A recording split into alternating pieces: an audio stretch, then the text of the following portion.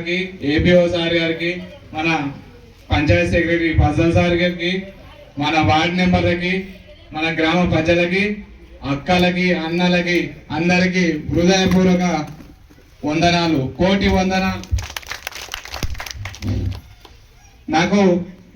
నేను సర్పంచ్గా గెలిచినందుకు నేను ఒక్కని గెలిస్తే గెలిచినట్టు కాదు. మీరు నా ఎంకిలా ఎంతో మంది నన్ను ప్రోత్సహించినందుకు నేను ఈ స్టేజ్ల మీద ఈరోజు మీ ముంగర నేను నిలబడ్డాను.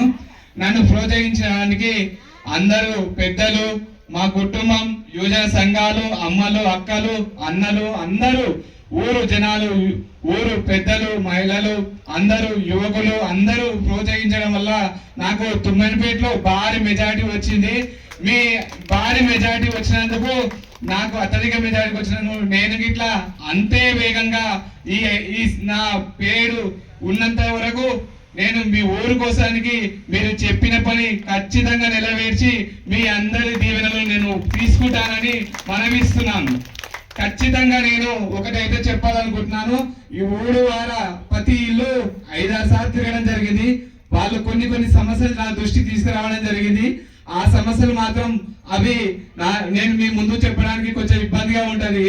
ఆ సమస్యలు మాత్రం ఇప్పటిదాకా పెద్దలు చెప్పారు, ఎమ్మెల్యే సార్ గారు చెప్పారు.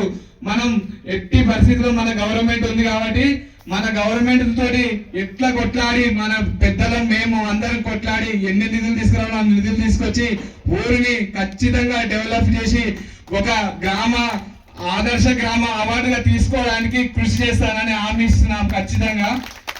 అదే విధంగా నేను ఈరోజు అనుకున్న పరంగా ఒక హామీని నెరవేర్చాలనుకున్నాను.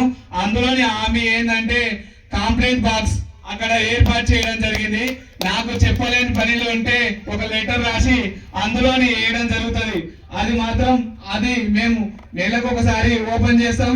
అందులోని ఉన్న మ్యాటర్ ఏందో చూస్తాం. ఖచ్చితంగా వీళ్ళు ఎవరైనా చెప్పకపోతే అందులో వేస్తే మ్యాటర్ రాసి మేము చూసి ఆ సమస్యకు పరిష్కారం చూపిస్తామని మా గ్రామ పంచాయతీ వార్డు తరపులు, వార్డు సభ్యులు అందరూ, గ్రామ పెద్దలు అందరి సహకారంతో మేము ముందుకు పోయి ఈ గ్రామాన్ని అభివృద్ధి పరుస్తామని మనవిస్తూ ఇంతలో సెలవు.